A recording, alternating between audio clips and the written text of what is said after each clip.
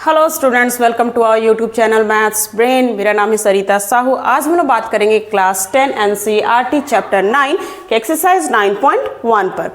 इसके पहले हम लोगों ने क्वेश्चन नंबर 12 तक सॉल्व कर चुका है। आज हम लोग देखेंगे क्वेश्चन नंबर 13। तो चलिए देखते हैं क्या कहता है हमारा क्वेश्चन नंबर 13। क्वेश्चन नंबर 13 है, as observe from the top of a 75 metre high lighthouse from the sea level the angles of depression of two ships are 30 degree and 45 degree. If one ship is exactly behind the other on the same side of the lighthouse, find the distance between the two ships. ठीक है, तो इसमें क्या बोल रहा है कि an observer from the top of a 75 meter high lighthouse from the sea level, है ना।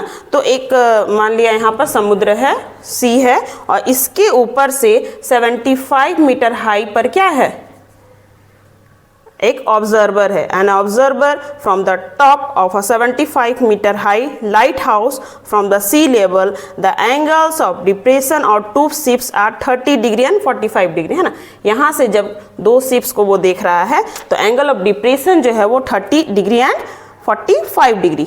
If one ship is exactly behind the other on the same side of the light house, है ना। जैसे ये लाइट हाउस है तो light house का एक साइड ये हुआ, एक साइड ये हुआ, तो दो शिप का बात हो रहा है, दोनों शिप इस लाइट हाउस के एक ही साइड है ना। मान लिया यहाँ पर एक शिप ए है और यहाँ पर एक शिप बी है, और ये दोनों शिप को जब इस लाइट हाउस के टॉप से देखा जा रहा है तो इसका angle of depression, that means कि हॉरिजॉन्टल के साथ जब नीचे की ओर देखा जाएगा तो इसका ये जो एंगल है वो है आपका 45 डिग्री, ठीक है, और क्या है 30 डिग्री।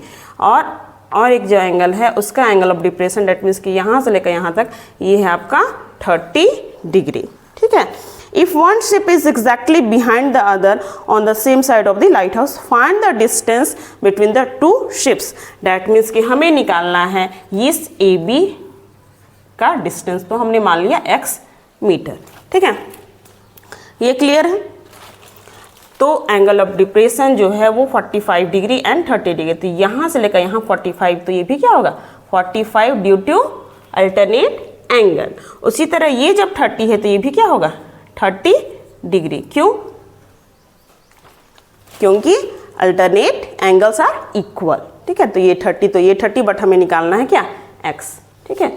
सवाल समझ में आ रहा है, ठीक है। तो जो क्वेश्चन में है उसे हम लोगों ने अच्छे समझ लिया है कि यहाँ पर एक सी लेवल से 75 मीटर हाई पर एक लाइट हाउस है। इस लाइट हाउस के टॉप पर मान लिया ये टॉप वाला पॉइंट सी है, तो यहाँ से दो शिप जो कि इस लाइट हाउस के एक ही साइड में है ना।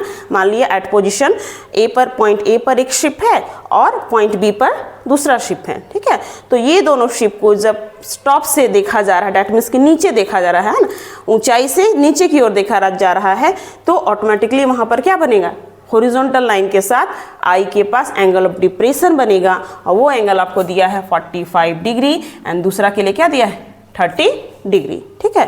तो due to alternate angles are equal, ये जब 45 है तो ये भी क्या हो गया 45, और यहाँ से यहाँ जब 30 है तो ये भी क्या हो गया 30 डिग्री, ठीक है। तो हमें क्वेश्चन में बस एक ही चीज़ फाइंड आउट करना है x, जो कि क्या है दोनों शिप के बीच का डिस्टेंस, ठीक है। तो चलिए लिखते हैं, let CD be the lighthouse. Solution, let CD क्या है आपका लाइट हाउस, CD है आपका lighthouse, A and B क्या है A, B, टू शिप्स हैं, ये दोनों क्या हैं टू शिप्स हैं, ठीक है। और फाइंड करना हमें, फाइंड AB, है ना, AB हमें फाइंड करना है, फाइंड AB है। तो लेट हमने मान लिया कि AB जो है वो है आपका x मीटर, AB को हमने मान लिया x मीटर, ठीक है।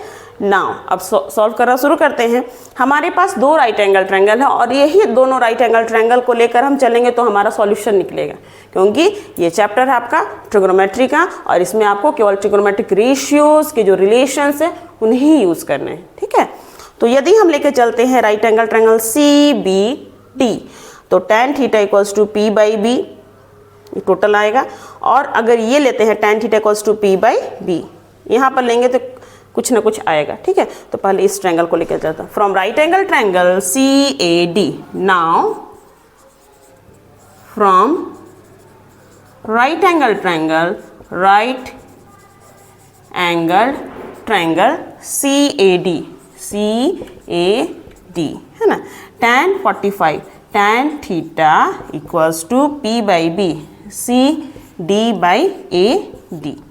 tan थीटा का वैल्यू हो गया 1, tan 45 का वैल्यू 1, CD है आपका 75 एंड AD है, AD को हमने कुछ नहीं माना, AD के स्थान पर AD ही रख देते हैं क्योंकि हमें इसका कुछ भी वैल्यू पता नहीं। अब यदि हम इसे क्रॉस करेंगे, हेंस AD जो हो जाएगा ये भी हो जाएगा 75। इसे फिगर में दिखा दीजिए, AD जो है ये है आपका 75।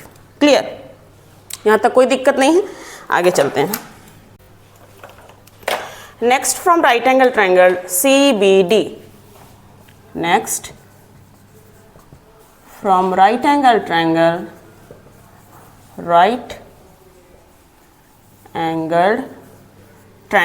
CBD है ना, तो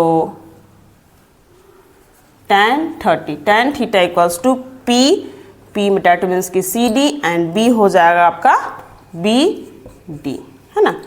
tan 30 का वैल्यू हो गया आपका 1/√3, CD है 75 डिवाइडेड बाय, इस BD के स्थान पर हम लिख सकते हैं AB प्लस AD, ठीक है, AB प्लस AD, ये हो गया 1/√3 इक्वल्स टू 75। AB का वैल्यू हमें नहीं पता, हमने इसे क्या माना है x, तो AB का स्थान पर लिखेंगे x एंड AD का वैल्यू हमने निकाला क्या 75, ठीक है, यहाँ तक कोई दिक्कत नहीं है, 75, ठीक है, यहाँ तक कोई दिक्कत नहीं है। इसका मल्टीप्लाई 1 से होगा तो सेम x प्लस 75 और ये हो गया 75√3, x का वैल्यू हो गया 75√3, ये प्लस वाले इधर जाके माइनस, देन 75 ये हो गया आपका √3 माइनस 1, ठीक है। तो इतना पर भी आप आंसर छोड़ सकते थे। ये क्या है, ये है